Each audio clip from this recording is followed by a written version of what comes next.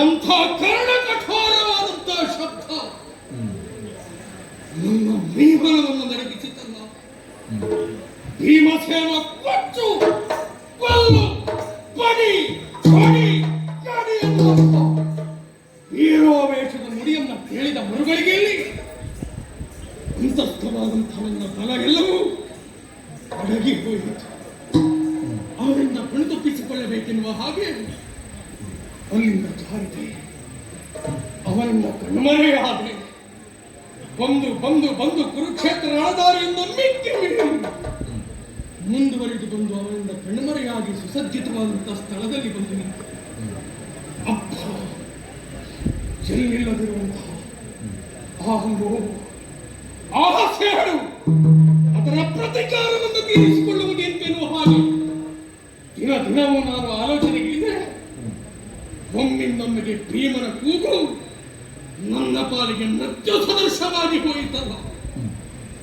ಸರಿ, ಅವನಿಂದ ಕಣ್ತಪ್ಪಿಸಿಕೊಳ್ಳಬೇಕೆನ್ನುವ ಹಾಗೆ ಸೂರ್ಯಾಭಿಮುಖವಾಗಿ ಹೊರಟು ನಿಂತೆ.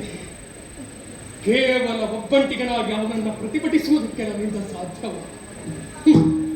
ಅದಲ್ಲದೆ ಇದ್ರೆ ಅನ್ನೊಂದು ಸಂದರ್ಭ ಪಾಂಡವರ ಎದುರಿನಲ್ಲಿ ನಾನು ಬೆಳೆದು ಬಂದಂತ ಬಗೆಯಾದ್ರೂ ಹೇಗೆ, ಅಲ್ಲ ನಾನು ಇದ್ದಂತ ಬಗೆಯಾದ್ರೂ ಹೇಗೆ.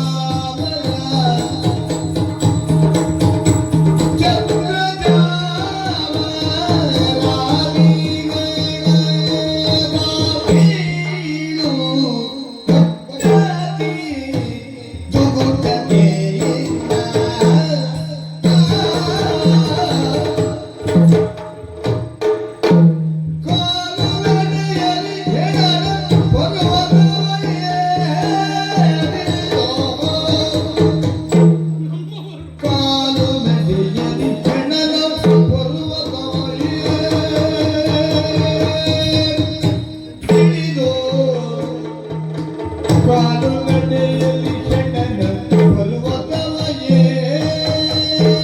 ಇವಿದು ಏರಿಳಿದು ಏರಿಳಿದು ಆಳ ಮಕ್ಕಳನ್ನು ನಡೆದಂದಿರಿಳಿದು ಆಳ ಮಕ್ಕಳನ್ನು ನಡೆದಂದ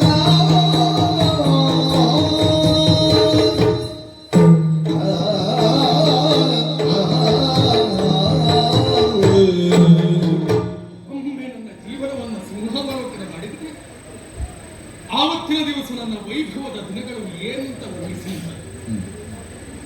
ವಜ್ರಖಚಿತವಾದಂತಹ ಸಿಂಹಾಸನವನ್ನ ಏರಿ ಅನವಶ್ಯಕ ದೊರೆಯಾದರೂ ಸಹ ಪ್ರತಿಯೊಬ್ಬರಿಗೆ ಆದರ್ಶ ವ್ಯಕ್ತಿಯಾಗಿ ಕಾಣಿಸಿಕೊಂಡವ ಕೌರವ ನನ್ನ ಜೀವನದ ಗತಿಯೇನು ಮಿತಿಯೇನು ಎನ್ನುವುದನ್ನು ಆಲೋಚನೆ ಮಾಡುವುದಷ್ಟರೊಳಗಾಗಿಯೇ ಇಂಥದ್ದೊಂದು ಅಧೋಗತಿ ನನ್ನ ಪಾಲಿಗೆ ಒದಗಿ ಬರ್ತದೆ ಎನ್ನುವ ಹಾಗೆ ಕನಸು ಮನಸ್ಸಿನಲ್ಲೂ ಎಣಿಸಿದವನಾದ ಮಾತು. ಎಂತಹ ಪರಿಸ್ಥಿತಿ, ಎಂತಹ ವೈಭವ! ಅಂದಿಗೂ ಇಂದಿಗೂ ಕೇವಲ 18 ದಿವಸದಲ್ಲಿ ಇಡೀ ನನ್ನ ಜೀವನವೇ ಬದಲಾದಂತಹ ಕ್ಷಣ. ಆವತ್ತಿನ ದಿವಸ ಪ್ರಭು ಓಲಗ ಚಾವಡಿಯಿಂದ ಸೇರ್ತಾರೆ ಎನ್ನುವಂತ ವಿಚಾರವನ್ನ ಕೇಳಿದವರುಗಳಿಗೆ ರತ್ನ ಗಂಬಳಿಯನ್ನ ಹಾಸಿ ಮೃದುವಾದಂತಹ ಪಾದಗಳಿಗೆ ನೋವಾಗಬಾರದೆನ್ನುವ ಸಲುವಾಗಿ ಹೂವಿನ ಹಾಸಿಗೆಯಲ್ಲಿ ನನ್ನನ್ನು ನಡೆಸಿದವರು ಅದೆಷ್ಟು ಮಂದಿ. ವಜ್ರಖಚಿತಂತಹ ಸಿಂಹಾಸನದಲ್ಲಿ ಕುಳಿತಿರುವಂತಹ ಸಂದರ್ಭ, ತಿಂಗಳ ಬೆಳಕಿನಲ್ಲೂ ಬೆವರೊಡೆಯಬಾರದು ಪ್ರಭುವಿಗೆ ಎನ್ನುವ ಹಾಗೆ ಚಾಮರದಿಂದ ಗಾಳಿಯಿಂದ ಬೀಸುವವರು ಅದೆಷ್ಟು ಮಂದಿ. ಬಾಯಾರಿಕೆ ಆಗಬಾರದು ಎನ್ನುವ ಸಲುವಾಗಿ ಕ್ಷಣ ಕ್ಷಣಕ್ಕೂ ನನಗೆ ಕುಡಿಯುವುದಕ್ಕೆ ಹಾಲಿನ ವ್ಯವಸ್ಥೆಯನ್ನ ಮಾಡಿದವರು ಎಷ್ಟು ಮಂದಿ. ಎಲ್ಲವೂ ಕನಸಿನ ಮಾತಾಗಿ ಹೋಯಿತು. ಪ್ರಭು ನಿನಗಾಗಿ ನಾನಿದ್ದೇನೆ ಎನ್ನುವ ಹಾಗೆ ಹೇಳುವ ಬಂಧುತ್ವ ನೀವು ಇಲ್ಲದಾಗಿ ಹೋಯಿತಲ್ಲ.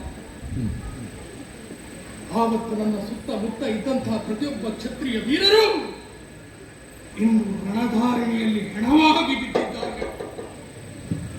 ಅವರನ್ನ ತುಳಿಯುತ್ತ, ಅವರನ್ನ ಏರುತ್ತ, ಅವರನ್ನ ಇಳಿಯುತ್ತ ಸಾಗುವ ದೌರ್ಭಾಗ್ಯ ನನ್ನ ಪಾಲಿಗೆ ಒದಗಿ ಬಂದೋಯ್ತಲ್ಲ. ನನ್ನ ಮಾತನ್ನ ಈಡೇರಿಸಲು ಸುಖವಾಗಿ ಅದೆಷ್ಟೋ ಮಂದಿ ಪ್ರಾಣಾರ್ಪಣೆಯನ್ನು ಮಾಡಿದವರು. ಆ ಪ್ರತಿಯೊಂದು ಜೀವಕ್ಕೂ ಪ್ರತಿಯೊಂದು ಪ್ರಾಣಕ್ಕೂ ಸರಿಯಾದಂತ ಉತ್ತರವನ್ನ ಕಲ್ಪಿಸಬೇಕಾದದ್ದು ಒಡೆಯನಾಗಿ ನನ್ನ ಕರ್ತವ್ಯವಾದರೂ ಅಸಹಾಯಕನಾಗಿರುತ್ತದೆ. ಇಲ್ಲ ಇಲ್ಲ, ಇನ್ನು ಕ್ಷಣದಲ್ಲಿ ನನಗಾಗಿ ನಾನೊಬ್ಬ ಇದ್ದೇನೆ ಅಂತ ಹೇಳುವ ಧ್ವನಿ ಎಲ್ಲೂ ಇಲ್ಲದಿರುವ ಸಂದರ್ಭ ಯಾರಿಗೂ ಕಾಣದ ಹಾಗೆ ಇಲ್ಲಿಂದ ಸಾರುವುದೇ ಒಳ್ಳೆಯದು, ಇಲ್ಲಿಂದ ಸಾರುವುದೇ ಒಳ್ಳೆಯದು, ಇಲ್ಲಿಂದ ಸಾರುವುದೇ